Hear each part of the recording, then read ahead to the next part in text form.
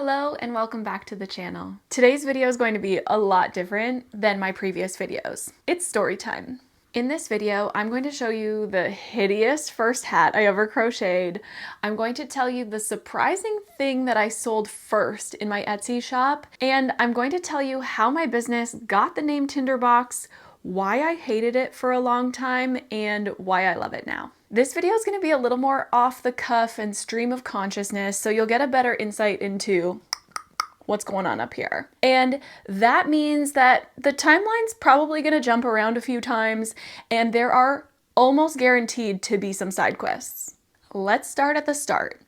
It was Christmas of either 2008 or 2009. I must have seen something online. I don't remember what it was. It was probably an infinity scarf. And I was like, I need to crochet this. And I need to crochet it today. Today. It's Christmas or maybe even Christmas Eve. So in Canada, all of the stores are closed Christmas Eve, Christmas Day, and Boxing Day. I couldn't just like go and buy a crochet hook. So I was feeling a little panicked, but my mom had a knitting basket and I was like digging around in there looking for a crochet hook. She swore she had one. She didn't. I had to sit and wait on this spur of the moment crazy idea that I was gonna crochet something for 3 whole days. Anyways, I finally got a crochet hook and some yarn and made that infinity scarf. It actually worked out pretty well for somebody who knew absolutely nothing about hook size, gauge, yarn weights, things like that. Fast forward a little bit, I was going on a trip to Kenya in February of 2010, and they told us to bring a warm hat to sleep in because it got cold at night. And in my naive brain, I was like, well, I'll just bring yarn and crochet myself one. I remind you, I knew nothing of gauge or yarn weight or really anything, and I had no nerve doing shaping for a hat. This is what I ended up with. Yeah. My head was cold in Kenya. Let's just say that. I have kept it though because it reminds me to stay humble. Anyways, my crochet skill set improved pretty quickly over those couple of years. From 2010 to 2012, I started selling those infinity scarves to friends, family, coworkers, and I did some hats and scarves for different charity events as well. In the fall of 2012, I quit my job and I went traveling for 3 months in Southeast Asia. All of my stuff was in storage. I got back from that trip. I was living in the spare room in my parents' house and I was like, I'm gonna start a crochet business. I think my parents were a little concerned for me. But that is when I opened my Etsy shop. Once again, it was around Christmas time and I decided that in my Etsy shop, I was going to sell amigurumis, the little crocheted plushies, if you don't know. So I went and bought some amigurumi pattern books. I need those pattern books. So I went and bought some amigurumi pattern books. And the surprising first thing that I ever sold in my Etsy shop was a baby turtle. So the pattern is a mama turtle that has the baby turtles that you shove inside of her. All I made was the baby turtle. And I sold it to someone in Australia, literally about as far away from where I live as could possibly be. Mama turtle, baby turtles. It was this little baby turtle. It even had eggs. That's cute. That was the first thing I ever sold in my Etsy shop. This little baby turtle. When that little baby turtle sold in my Etsy shop, I swear to God, I was like over the moon. I was like, I'm a business owner. I sold a crochet thing to a stranger on the internet. I didn't sell anything else for a very long time. That January, I moved to Toronto. I met my ex. I mention that only because it's important later. I worked a bunch of random jobs and just kind of had my business on the side, mostly still making things for friends and family. Sometime in 2013, I was making a headband for a friend. A friend came to me and said, hey, this is kind of what I want. Can you make that happen? And I did. And my ex was watching me make this and he was like, you have a knack for this. Like somebody describes something or shows you a picture of something and then you just make it out of yarn. And that was kind of the push out of amigurumi and into wearables. I was like, yeah, I have a knack for it and I actually like making them. The amigurumis, I didn't really like making them. That summer, we took a bunch of photos of all of the different colors and sizes of infinity scarves that I would sell in my Etsy shop, and we branded my business. Picture this, we're driving home, we're stuck in traffic on the way home from the cottage in the summertime, and we're workshopping business names because Courtney's Crochet just wasn't gonna cut it. My ex proposed the name Tinderbox, and at first I was like, I don't love it, I don't hate it, But he was also a graphic designer who worked in branding, so he did up the logo. I'll put it somewhere on the screen. And that was the moment where I was like, oh yeah, okay, I like Tinderbox, we're going with it. Now that fall, with some proper branding and with better photos showing the variety of colors and sizes, I started selling my $20 underpriced infinity scarves like hotcakes on Etsy. That was the first time where I was really like, okay, this might be a business. I'm actually making money doing this. I had also applied to a bunch of craft shows that fall and got into 0. That year ends, we're coming into 2014, early 2014, like January, February, ugly breakup. His fault, obviously. So instead of wallowing, I decided to just throw myself full force into my business. I hired a professional photographer, shout out to Bettina. She's now living in LA and photographing for like massive brands and celebrities. Pro. And I also applied to every single craft show I could find within like a 200-kilometer radius of Toronto. Because I had gotten into exactly 0 craft shows the previous year, I expected to only get into a few. And it turns out when you have proper branding and better photos, people are more likely to accept your business into a craft show. And I ended up doing 17 craft shows that year between Labor Day, the first weekend in September, and Christmas. There's only 15 weekends in there, so some weekends I had 2 craft shows, one on Saturday, one on Sunday. It was a lot. Leading up to that, because I had so much crocheting I needed to do to get ready for 17 craft shows, I gave notice at my job, quit my job, put myself full force into Tinderbox. And that was the first taste I ever got at like full-fledged self-employment full-time. Now is a great time for my little interlude into why I hated the name Tinderbox and why I love it now. So it's the summer of 2014. I'm still really heartbroken because of ugly breakup, and I was really hating the name Tinderbox because every time I heard it, I thought about him. One weekend, a girlfriend and I went up to my family cottage with her kids. And I don't even think I told her how heavily the business name change or potential business name change was weighing on me. Her kids really wanted to have a campfire and to make s'mores because I think they had never made s'mores before. So I started to diligently go around the property and collect all of the things that we needed to make this campfire. And that's when it clicked. And here's a side note to my interlude. If you don't know what a tinderbox is, a tinderbox is an actual box that contains the components to make fire. The box keeps them together and it keeps them dry. Typically, a tinderbox contains tinder, which is dry flammable material, a flint and steel to make a spark, and then sometimes some kindling to keep the fire going. So that moment it clicked, I was like, oh my gosh, I am the tinderbox. I have all of the components to make fire within me. Fire, in this case, being my crochet business. My ex didn't give my business its name. It always had that name. He was just the first one to recognize it for what it was. Tinderbox was always Tinderbox. Tinderbox was always me. He was just like, this is what it is. And I now accept this is what it is. I think I came back from collecting all of those things to make fire, likely with some tears in my eyes, and explained that click that I had to my friend Carolina. And Carolina was like the perfect friend to be there with me that weekend because she is very spiritual and believes in a higher power, universal energy. And she was just like, It's at work. It's at work right now. Okay.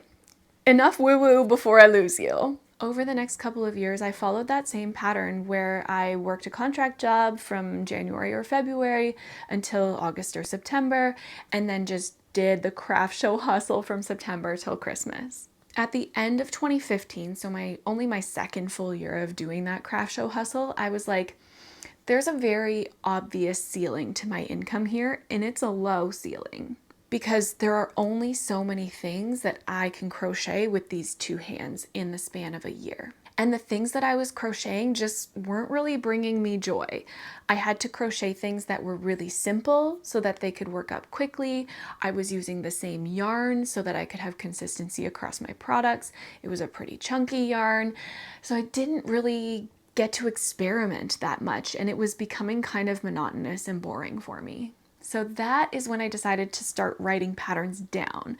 I wrote down the patterns only for the things that I was selling at the craft shows to start. And most of those patterns are now in my craft show collection PDF on my website. I think I put 7 of them in there. They're beginner friendly, they're basic, they work up quickly. So they're great if you're a craft show seller and also great for gift giving. That's enough of a sales plug.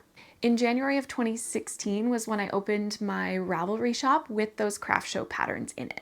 But it wasn't until the fall of 2017 when I started dabbling into crocheted garments. My first ever crocheted garment was my Peyton vest. I'll put a photo up here, or maybe here. It's just a super basic, super bulky vest, buttoned up. It was easy to grade for multiple sizes, a great beginner designer pattern. Over the next couple of years, I did the odd garment pattern, the odd accessory pattern, but I was mostly focused on my career outside of Tinderbox. In 2019, I started to take garment designing a little bit more seriously and really started finding as much information as I could online about grading and shaping and size inclusivity and sizing charts, all of those things that now go into all of my patterns. Since the start of 2019 until now, I've been on a pretty regular cycle of releasing a new garment pattern almost every month. I did a quick look through my Ravelry shop to see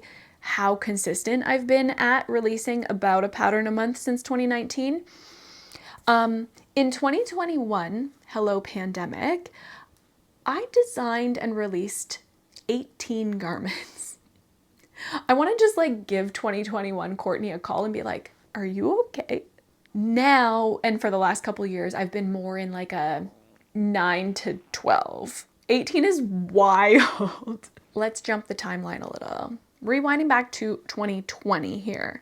In the early summer of 2020, the company that I was working for basically sent out an email that was like, we are not going to renew the contract for 80% of you who do this role. And they asked us to fill out this survey, basically, do you want your contract renewed or not? And if you do want it renewed, why should we renew with you? And I just said, nope, I don't want to renew. So a lot of things were happening for me in the summer of 2020. I was almost finished converting my camper van, which I was planning on living in for the next few years. So my cost of living was going to be quite low. Tinderbox was finally making me consistently 4 figures. We got out of the hundreds and into the thousands in 2020. And I had just listed my house for sale because I was going to be moving into the van.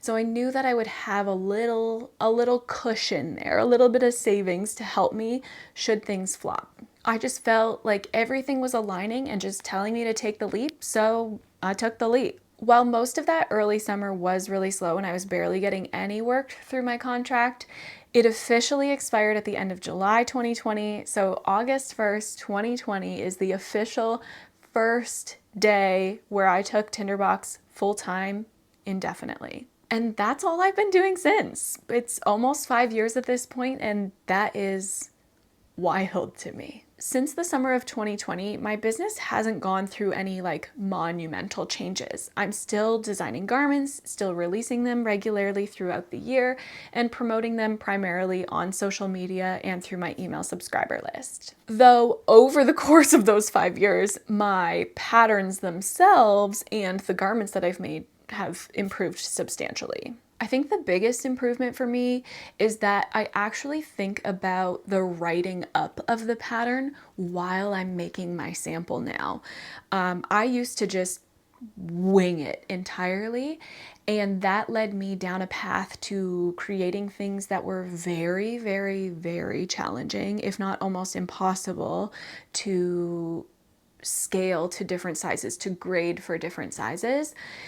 So now I think about these different components right from a swatch. I'm like, okay, if I need to have this many repeats or this many sections, how will that work for an extra small? How will that work for an extra large? How will that work for a 5X? I also include shaping in all of my patterns for pretty well all of the sizes now.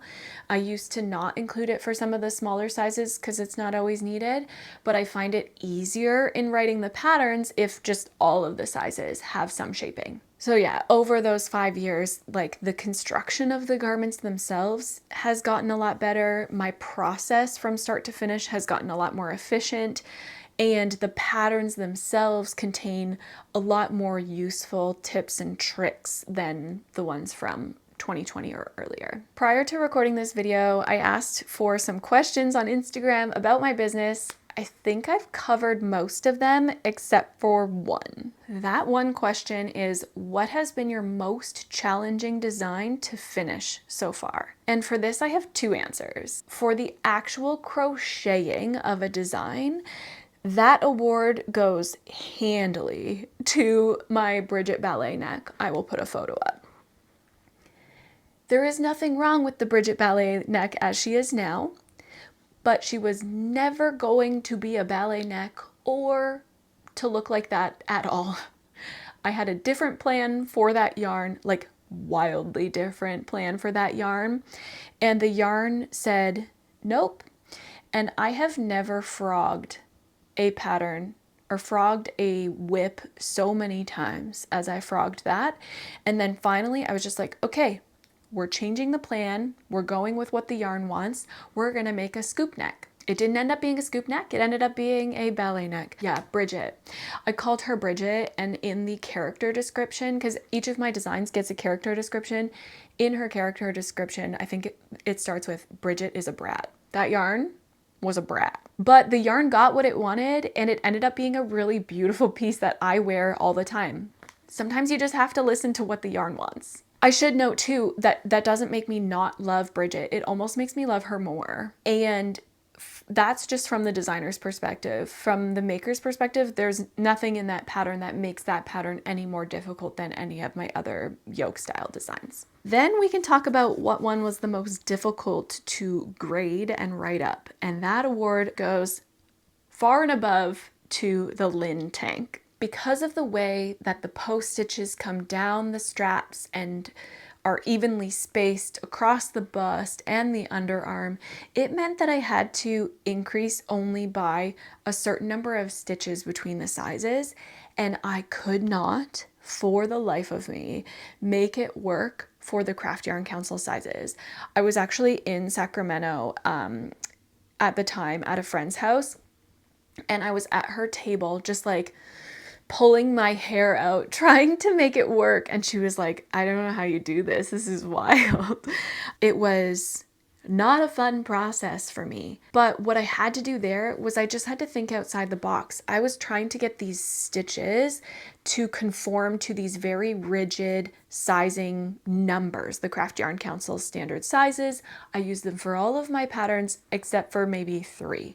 Lynn is one of them. Now, don't stress, Lynn is still size inclusive. What I had to do was just the increments that the bust went up by, I just had to change how much they went up by. So rather than going up by 4, they go up by different increments in the Lynn tank pattern, and it worked out perfectly. So yeah, most difficult to crochet up was Bridget because she looks nothing like the plan that I had for that yarn, and I frogged it so many times. And then most difficult to write up was Lynn. And that's my history with crochet and my history with my business, Tinderbox.